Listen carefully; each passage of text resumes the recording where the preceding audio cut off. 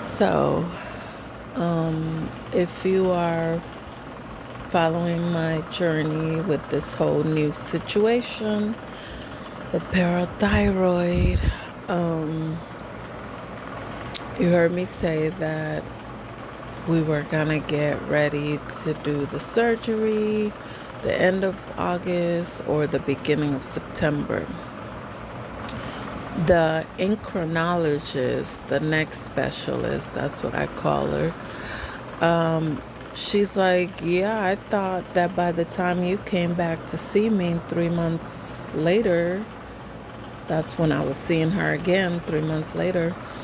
She's like, I figured that you would have been had the surgery because we should be ready to go. The surgeon, when I met with her on June 13th, she's like, she was kind of talking like she wanted me, like I had time. Oh, it's all looks good. You know, we could go either way. It's up to you. She's very sweet. I'm not talking bad about her or nothing, but she was like, okay, I see you have the scan set up coming up in August 6th. So how about if you're ready to go, let's just do that scan. It's a 3-hour scan. So I'm like, I'm in my head, I'm thinking, am I going to be laying in that doom looking thing for 3 hours? It was explained a little bit to me. No, no, no. It's just this type of x-ray. Too much talking. I look at you and I space out. But I figure, okay, they'll explain to me before they do what they do. I go in August 6th. It wasn't really explained to me. I get walked. I thought, this was what I thought, and I think I was told this, that, you go in, they give you some kind of liquid, and then it kind of makes you glow in the dark inside for the x-ray machines and whatever else they're going to do, the scanning machines, to pick up on if there's any other lumps or parathyroids. Basically, when your glands behind your thyroids are swollen. So they found a lump. They wanted to make sure that it wasn't more than one. You have 4 parathyroid glands, and one of them was inflamed, which means only one of them is working well. The other ones are kind of not doing their job, which means, from what I understand, is that the signals are not matching what they're supposed to be doing. So the signal is saying, oh, no, no, the bones got enough calcium, no thank you. And then it goes into your bloodstream, keeps sucking out the calcium out of your bones, or not letting more calcium go into your bones. So then if you let this go, this, from what I'm told, it can cause bone fractures. I already have knee arthritis since I was 18. I was told that. Never let it stop me, though. I worked 2 jobs the whole time.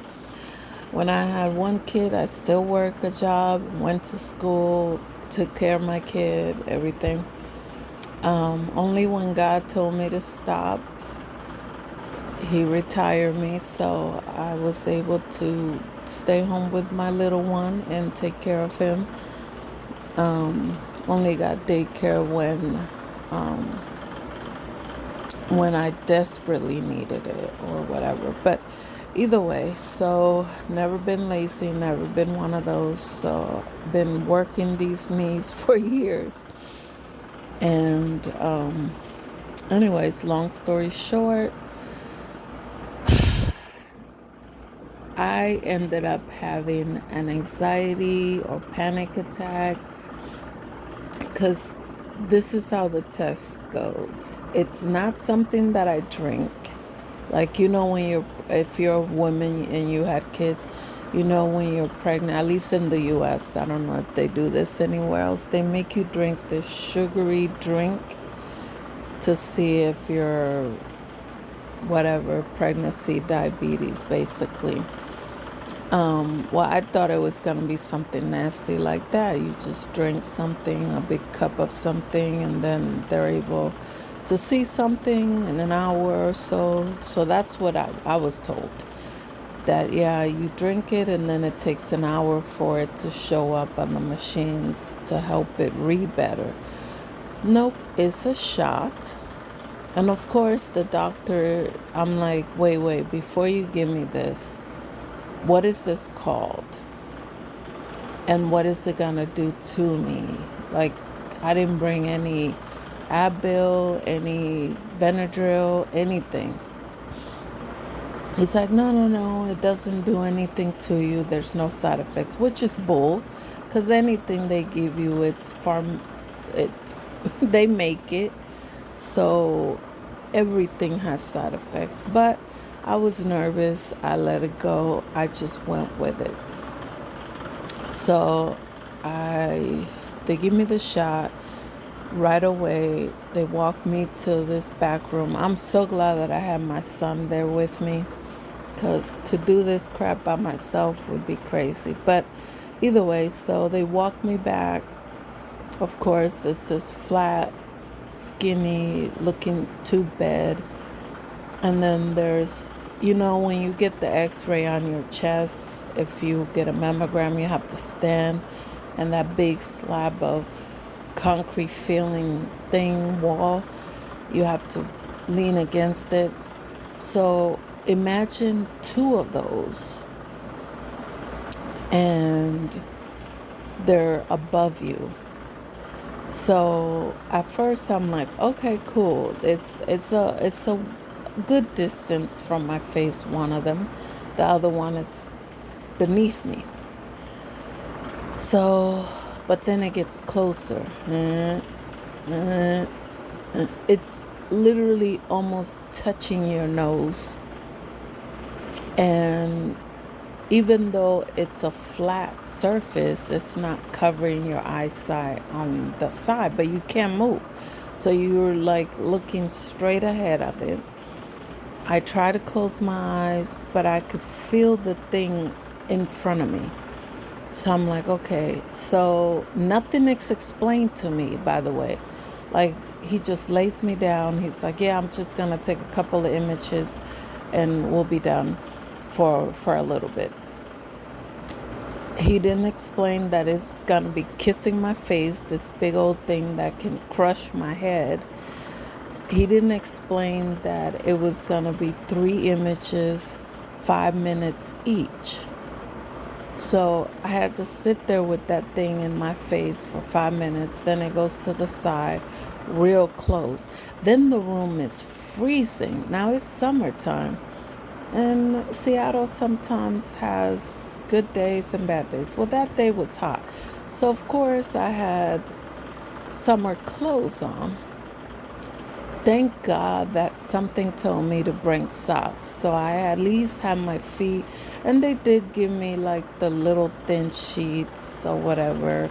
It's warm at first, but the air is blasting.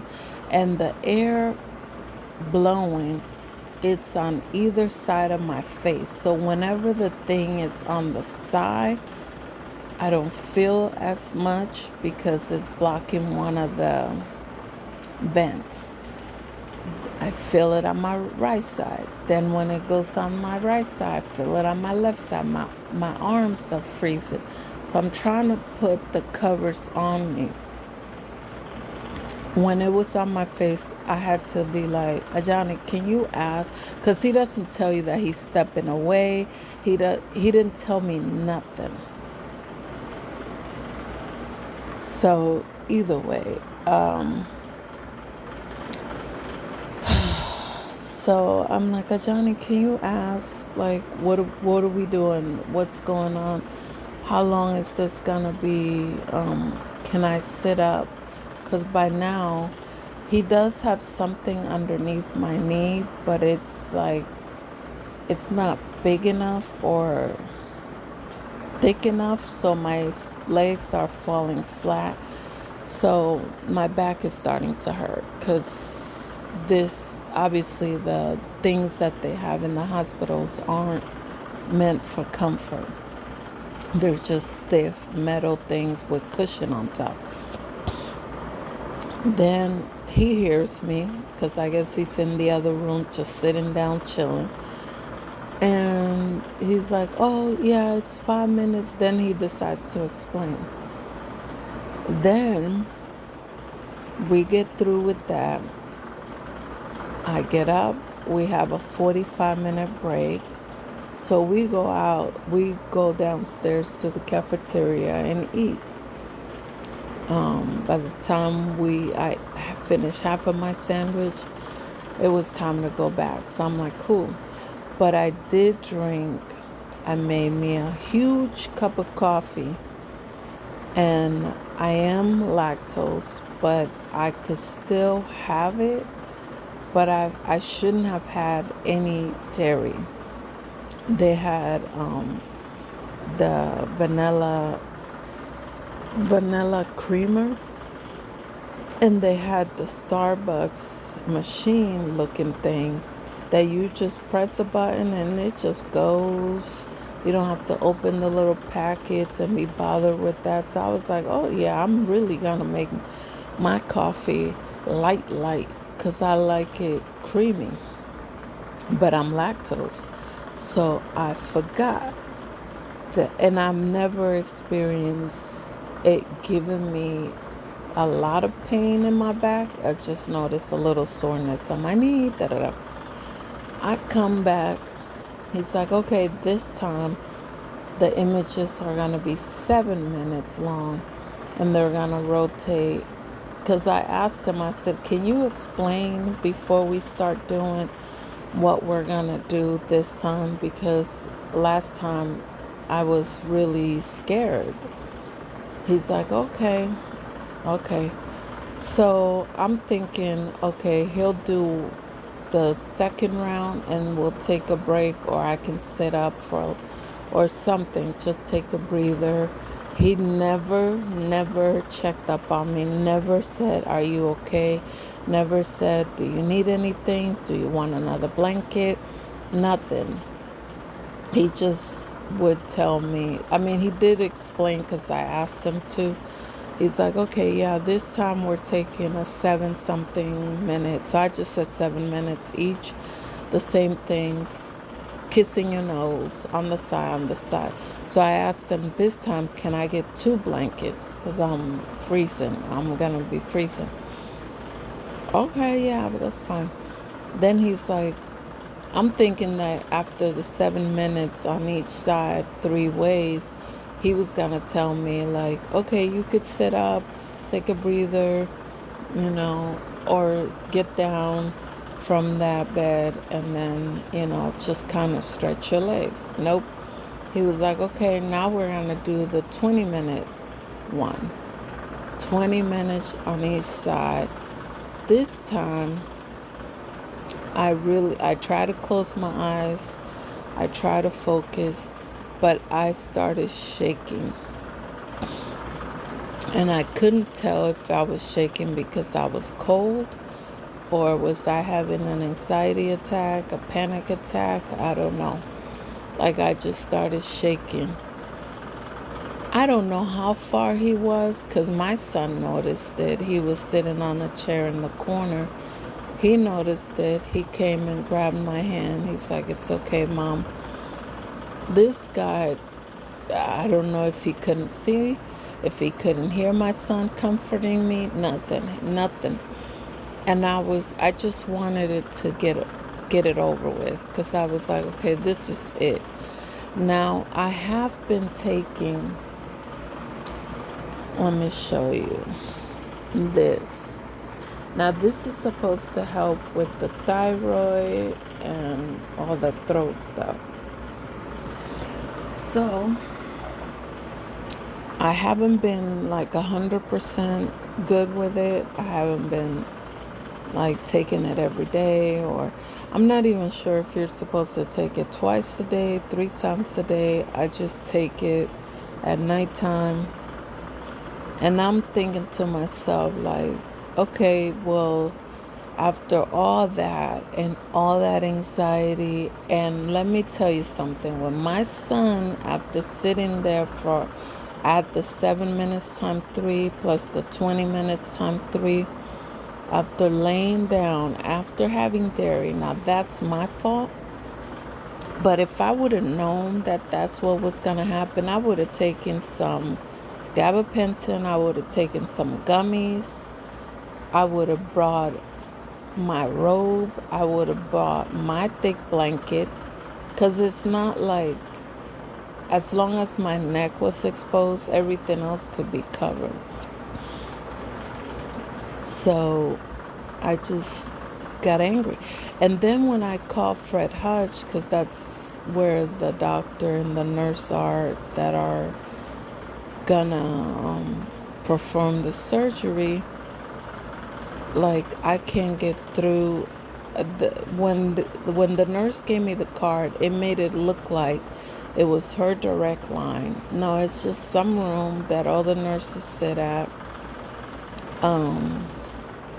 And somebody else picked up, oh, she just stepped out for lunch. Which, okay, cool, I understand. Everybody's got to eat, and maybe it was a bad time. I think it was around 1. So I'm like, oh, dang, okay. But when I was explaining to this nurse, like, I would have loved to got a breakdown about what this scan was even called. Maybe I could have seen a video, got more comfortable with it. I just want to know what the next step is. Like, unfortunately, I opened my big fat mouth and told a couple of people what was going on, and now I have like 10 people asking me every day or every other day, so what's going on? When is the surgery? What's going on? When is the surgery? I don't freaking know. I'm doing what I'm supposed to be doing. And after all that anxiety and all that time and pain, because when my son had to help me up to sit up from that flat metal bed, let me tell you, it felt like I had 50 stab wounds in my lower back. It was so painful. The doctor didn't know what to do. And my son, he, bless his heart, he's like, do you have anything for pain? I'm like, no, you don't ask that to the doctors, because they're just going to assume that you're a pain pill popper or whatever. But he doesn't know that. He just saw his mom crying in pain and he wanted to help. So I'm like, no, it's cool. Luckily, I don't know why, but because I usually don't carry those with me, but I did have gabapentin in my purse. I must have picked up the prescription and never took it out of my purse when I went to the pharmacy. So I was like, oh, thank God I have those. So I took it. It does take like 30 to 40 minutes to kick in for muscle relaxer and stuff and pain relief. But I took it and this and that. Then I received a text 2 or 3 days later, or maybe it was the next day, talking about, and the doctor did tell me that if she didn't see what she needed to see, that she might have to order another scan. Now, I don't know how long this scan is gonna be, but I know next time I'm gonna be looking like I'm spending the night somewhere, because I'm bringing the little suitcase with everything I might need, since they don't like to tell you nothing. So, but it tells me like, oh, call this number to set up this appointment. And I'm like, dang. So I told the other nurse that I want to talk to the nurse, because I feel out of the loop. Like, I want to be I hate that everything is done through apps now and emails and well, not even email. It's the stupid app that once it locks you out, you gotta spend 2 hours, 2 days on the phone to reset your password. It's my chart. I'm sure everybody's using it. All the doctors are using it now, which is convenient if you're in, or whatever. But either way, so the nurse doesn't call me back. I just get a notice saying I need the other scan. And my first thought is, bitch, why didn't you just call me back? Why can't I get somebody to explain what's going on? If you know you have the lump, because the next specialist said, I thought I would assume that you had this done already. That by the time you came to see me, I was gonna see the thing on you, the scar on your neck, and it was gonna be done. And she's even said, like, well, I'm glad that you did decide, because I was undecisive before I met with the surgeon on June 13th in, what was it, March or so. When I saw the specialist, I was like, I don't know. I kind of want to get out the way, but if I could wait, maybe I'll wait. So after I saw the surgeon, I saw the specialist. She said, oh, I'm glad that you did decide to do it because your calcium levels are really high. Having too much of anything in your body can cause a heart attack, a stroke. There's a lot of things that could happen. There's three main things, and stroke or heart attack is one of them. I think both, maybe, I don't know. And then of course bone fractures, but that would take a while. But my levels are going up, so it's getting to the point that it's like, okay, even if I didn't want to do it, I would have to do it. But when I got the text saying that I'm gonna need the other scan, my first reaction was to get pissed that I didn't get a call after asking for more explanation, or like, okay, so does that mean that the surgery day will be pushed back? Like, what does that mean? Because mentally, I got to get myself ready. I got two boys, I got to get them ready. If it's not happening in August, then that means it's happening at the beginning of the school year. Now I gotta prepare myself, because if my son is doing basketball or it's doing, like, I gotta be prepared to tell the school I'm here, but I can't be there. So it's a lot more than just setting up a date. Recovery time is pushed back. I'm not trying to be vain, but I really want to celebrate my birthday, and I don't want to be in pain for my birthday. That was the other thing. I was trying to get it over with so the 6 week could be over by the time my birthday rolled around.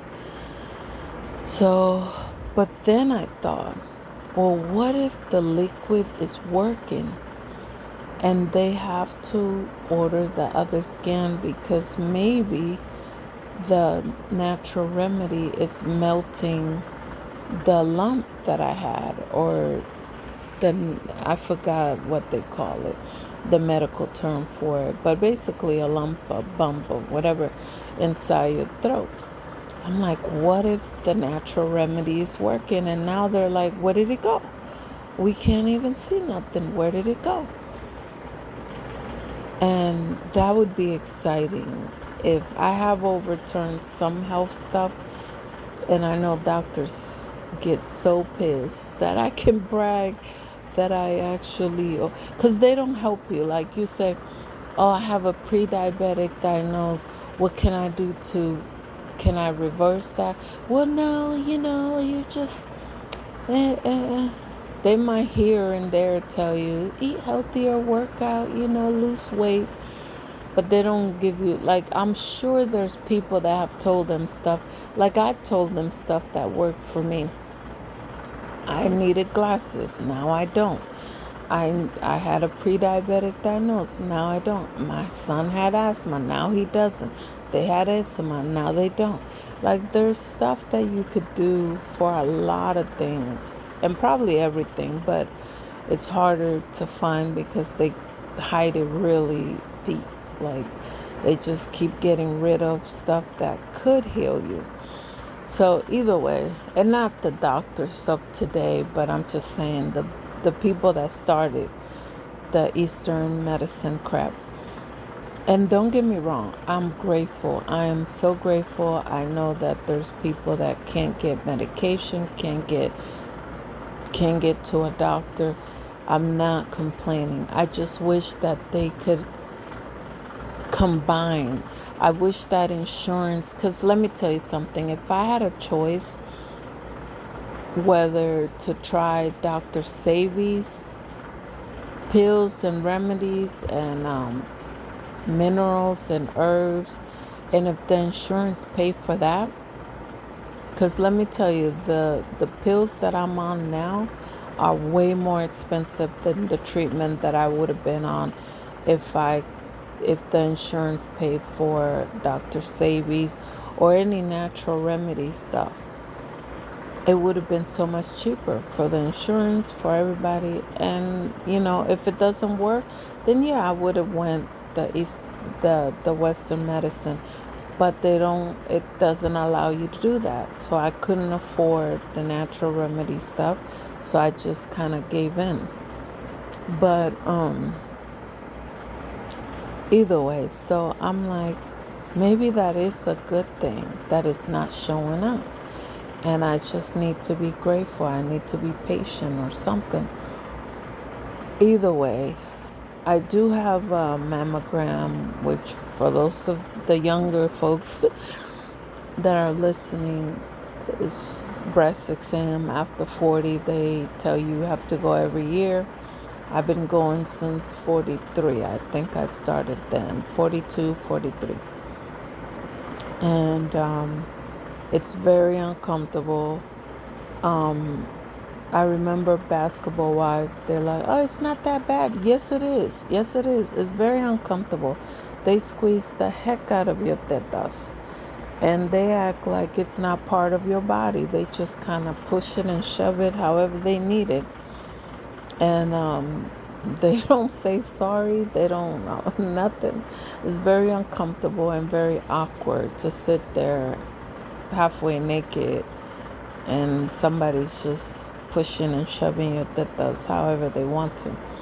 But either way, it has to get done, I guess, and that's what women have to go through. But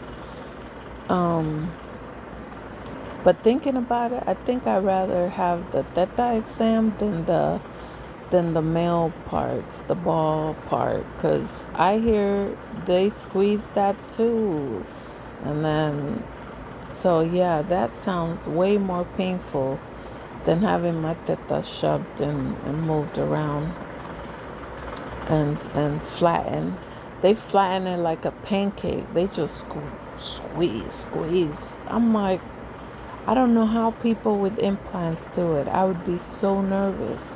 Maybe that's why Evelyn didn't complain, because they couldn't squeeze it that hard because of the implant. But either way, so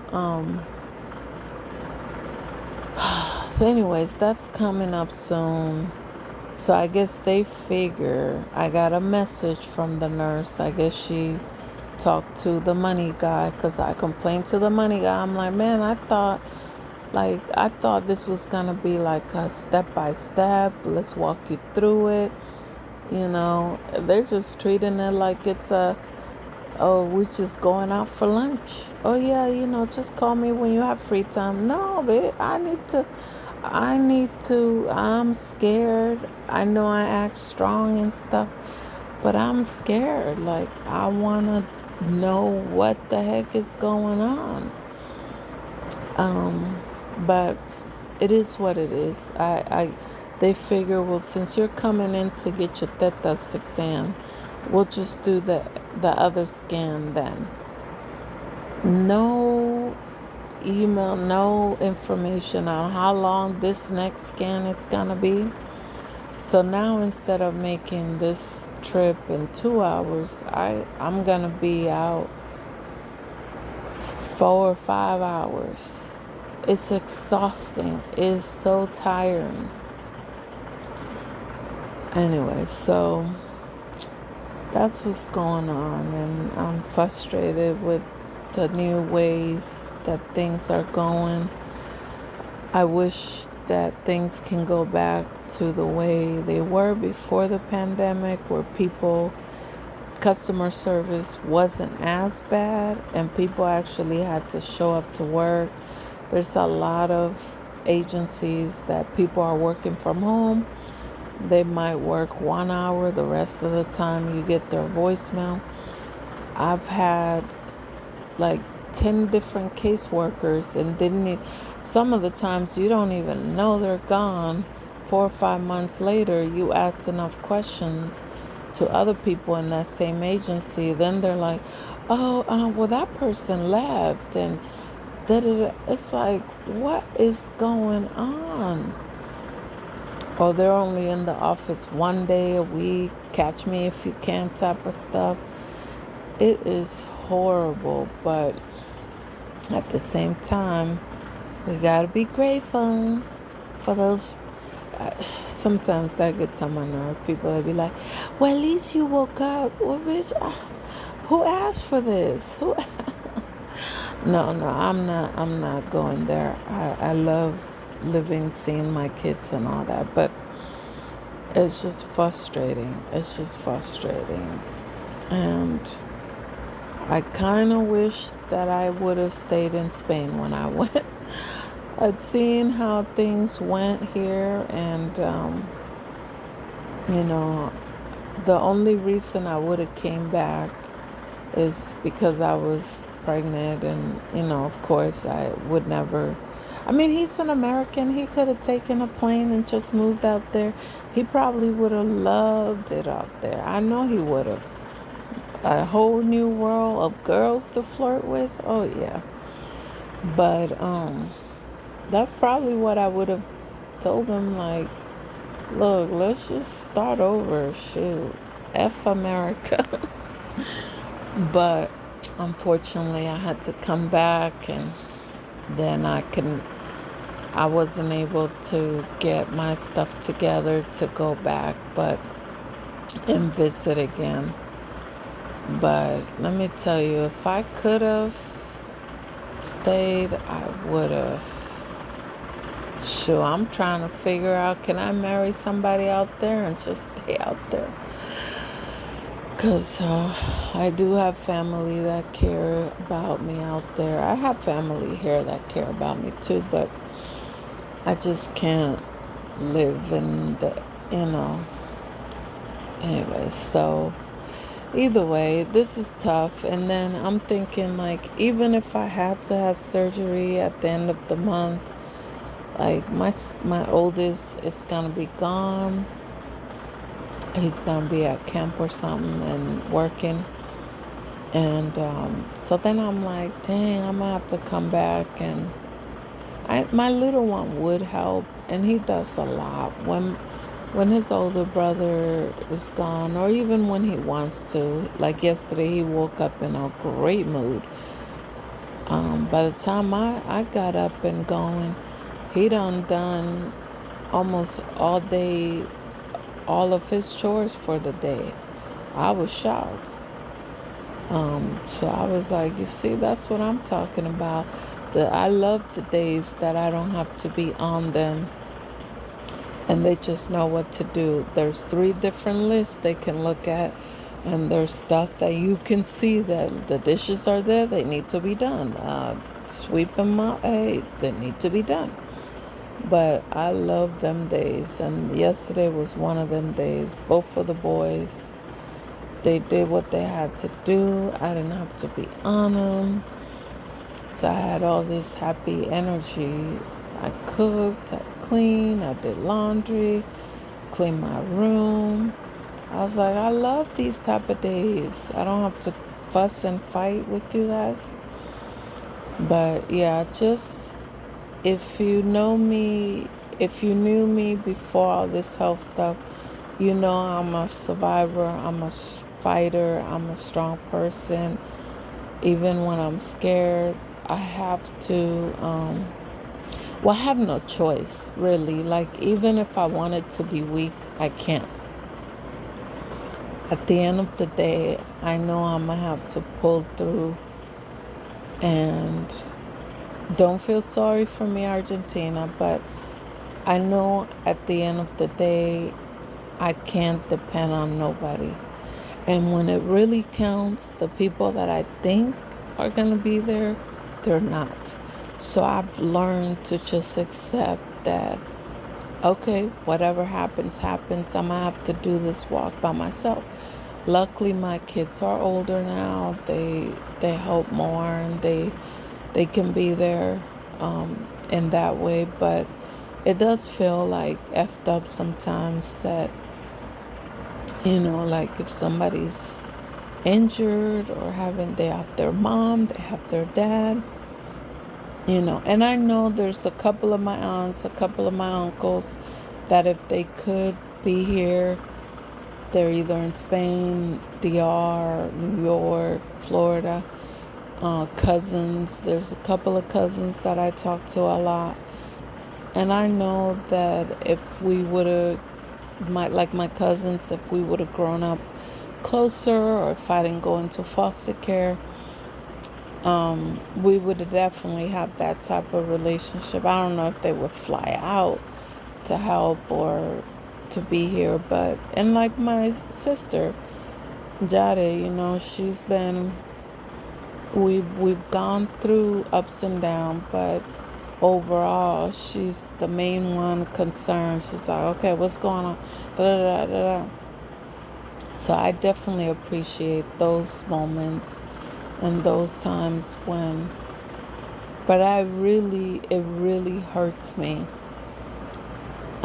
especially if I'm there for somebody and I don't do anything to get anything back, but it would be nice. Like, I stopped talking, like the last straw. There was a lot that happened with me and my little sister, but one of the last straw was I was having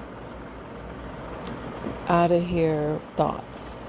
I was having really dark thoughts and I was also getting tested because there was a lump on my breast for 2 years and it was like not going away. And I remember she was going through a lot. I was like, okay, I'm not gonna sit here and tell her all this drama when she needs me to just listen. So I did. All summer long, I just listened. One day I was like, you know what? I need to talk. So I was like, hey sis, give me a call when you can you talk, or give me a call when you can. She gonna have the nerve to say, what is this about? Like I'm a fucking business, like I'm a stranger, like you weren't just calling me at 2 o'clock in the morning with your stuff. And I'd never complain. I don't even keep my phone on. But if I know somebody's going through something, I will make sure that the ringer is still on. That is right by my bed. I don't sleep with my phone right next to me like that. I have an emergency phone for that. Like I don't do that because I just realize if somebody calls me at 3 o'clock in the morning, I can't get to you in another state. It sounds horrible, but my thinking is like that mentality of like, well, if just in case there's an emergency. My kids are at home, my cat is at home. Other than that, I can't do anything about anybody else's emergency. And plus, it stops me from trying to play on my phone all night if I'm sleeping. But when somebody's going through something, and I tell them, I say, I don't care what time it is, if you're going through something, I'm here. If you need to talk 50 times a day, sometimes I would cancel a doctor's appointment or something just to be there for somebody. And she had the nerve to say, "What is this about?" Don't worry about it. Don't worry about it. It's fine. Now, this is not, it's like 20 years of bullshit that I've been going through with her. But I was like, okay, when am I going to get it through my head that she only wants me as her sister when she needs me? She needs something from me. But when she's good, she's, oh, well, I can't talk. I got to work. I got to do this. I got to take care of my. It's like, okay. All right. I just kept brushing it off, brushing it off, brushing it off. Oh, I need to get out. I need to get out. Okay, here's the ticket for you and your daughter. Come on. Oh, there's nothing to do here. It's like, well, you already know my situation. Like, anyways, I'm not gonna even go into all the crap. But the same thing happened with somebody else. I said, you know, hey, I really, and I specifically said this time because I'm like, okay, this is a grown person. It's not a little child with child mentality and child temper. I'm like, this is somebody that I've shown grace and mercy and forgiveness, and we've been through some stuff up and down. Just a friend, but still, well, family slash friend. And I'm like, I really need to ask you something serious. Like, I want to get your opinion on something. I might have said that. But I definitely said this is something very important. I was wondering if I could talk to you. Well, I'm about to eat, but what is it? You telling me fuck you? Like that's how I take it. Like, so you're about to eat. You can't chew and listen. Or you can't just say, give me 30 minutes and I'll call you back unless this is an emergency. Like, I would have dropped whatever I was doing. Somebody tell me I got something important to ask you. This is very important. I'm really scared. I want to get your opinion on something. If I really care about the person, unless I'm like doing something with my kids that's like doctor's appointment or I'm at an appointment, I'm still gonna tell you, look, as soon as I'm done with my appointment or my kid's appointment, I'm gonna hit you. Is 3 o'clock okay? 2 o'clock okay? Or whatever. I'll call you when I get home. That should be around this time. Is that okay? Okay. I'm never gonna be insensitive to be like, what is this about? Or I'm busy, but it's like, okay.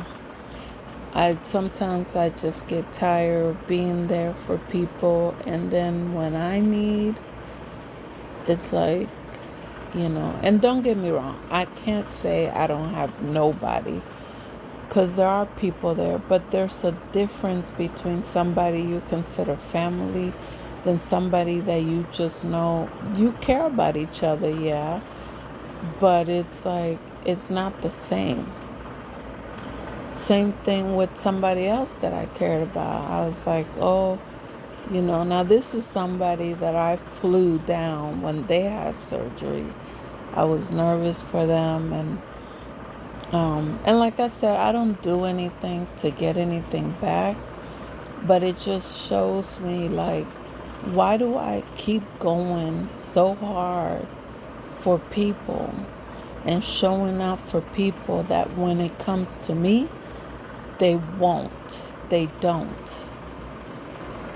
So, and I know to anybody that's not sensitive like that, you might be like, well, when are you going to learn your lesson? Like, how that's stupid of you, or whatever you might say. But when you're built a certain way, you can't help it.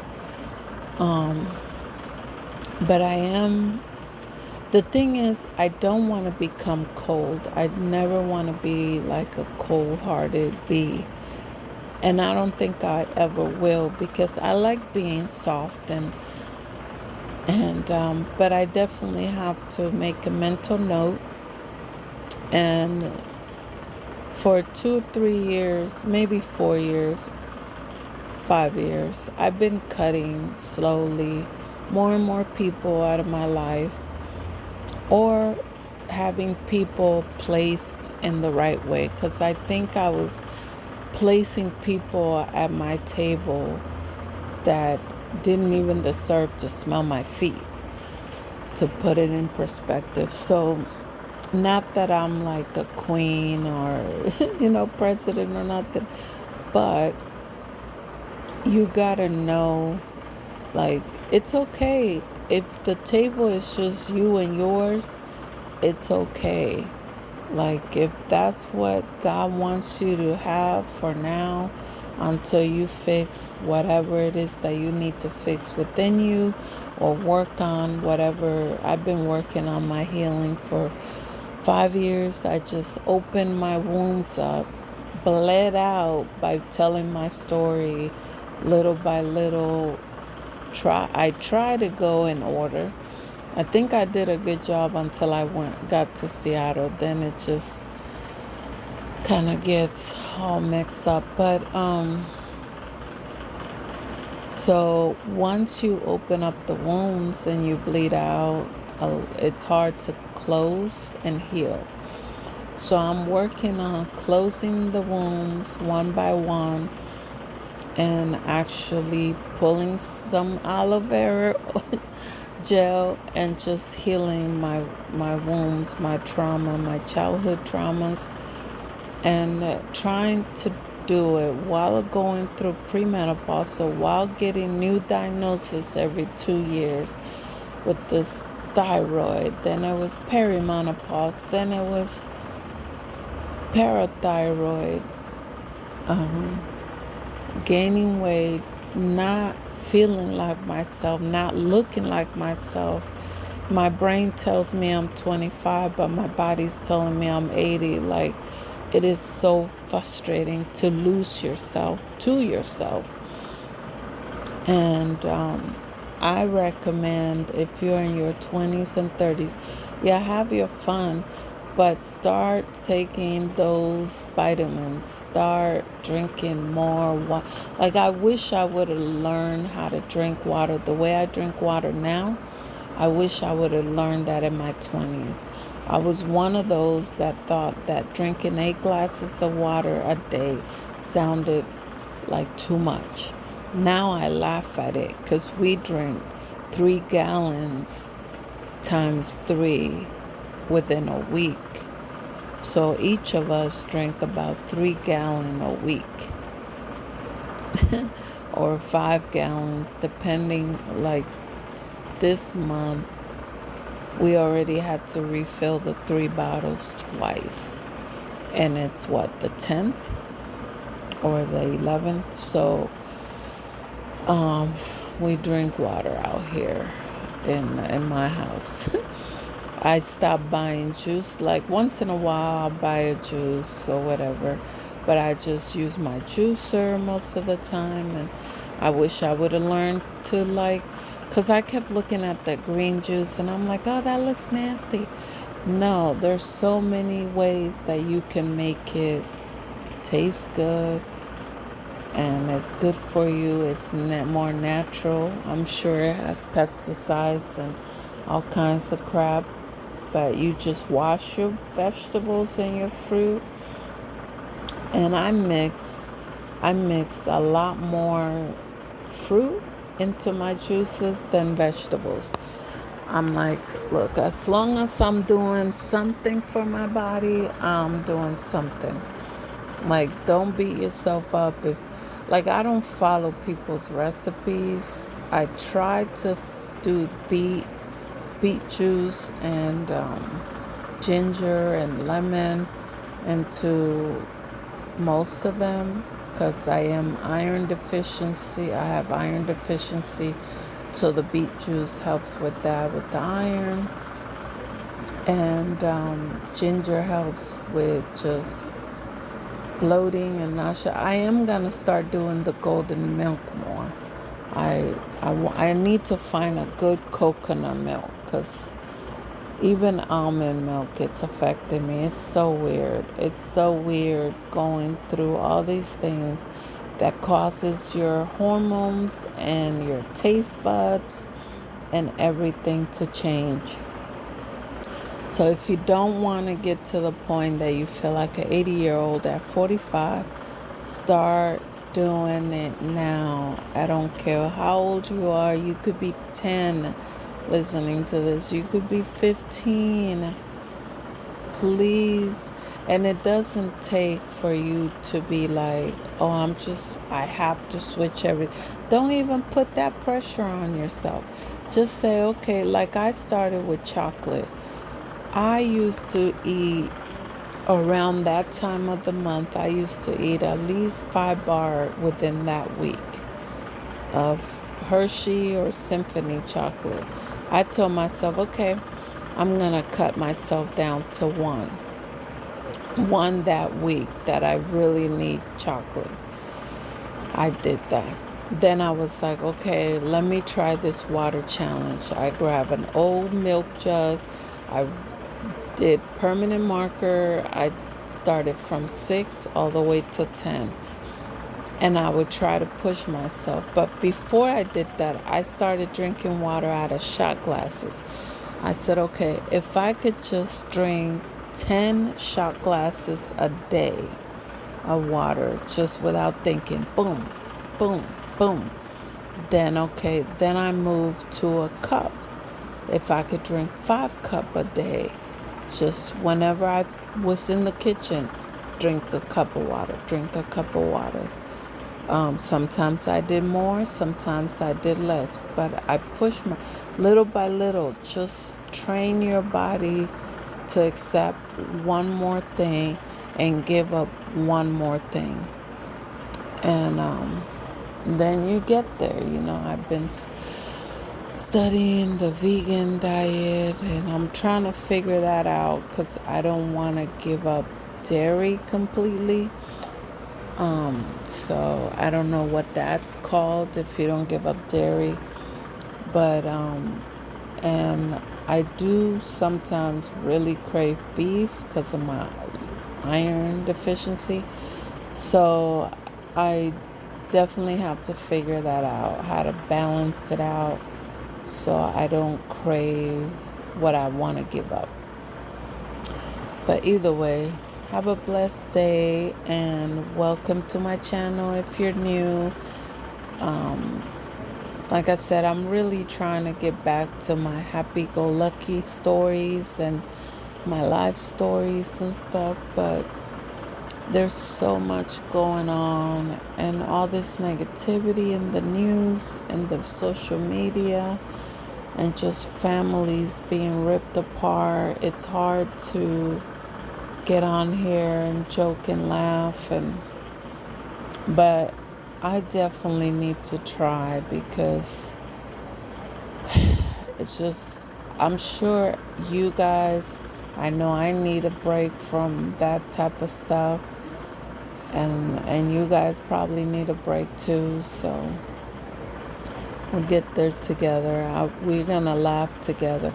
Maybe we'll do another party like what I did for my 45th birthday. Do a little dance party or something. Because I did get over 300 and I said I was going to do something for that. So maybe that's what we'll do. What do you think? Would that be fun? What I'll do is, if you send me the music, post a song that you would like me to play. I'm going to listen to it before I do that live. And if it's appropriate, if it doesn't have any cuss words, or if it's, I am a Christian, but at the same time, I'm sorry if you like it. I'm so sorry. But I don't really want to do rock and hard metal and all that. But Anything else, even country, I'm down to play it as long as it's not degrading to somebody else or, offensive as far as race, culture, or background. Um, you know, I want to be able to include some other people's flavor into the live when I do that do that live. But anyways, subscribe, like, share if you care. And what's one thing that you want to add into your life that's healthy? And what's one thing that you're willing to give up this week that's unhealthy? Whether it's if you smoke a whole pack a week, try to smoke one less cigarette. Just start slow. Whatever you can do. That's why people don't think it's unachievable to do some of the things, because you start too fast, too hard. You gotta walk yourself in. It's like the ocean. You don't just walk and boom, you're in the middle of the ocean. You have to walk in, swim a little, after you get to the part you can't touch no more. So anything you do in life, just think about it. Okay, I gotta walk in. How do I walk this in? Anyways, have a good day, good night, whenever you listen to this. And I am sending a lot of love and hugs. And whatever you're going through, God always sees it. And God is going to make a way. He always does. So just be blessed, stay healthy, and stay aware. Like, take care of yourself, and also keep up with your body. If you notice something, don't let it go. Don't let it go for months, for years. Get checked, ask questions, be your own advocate. All right.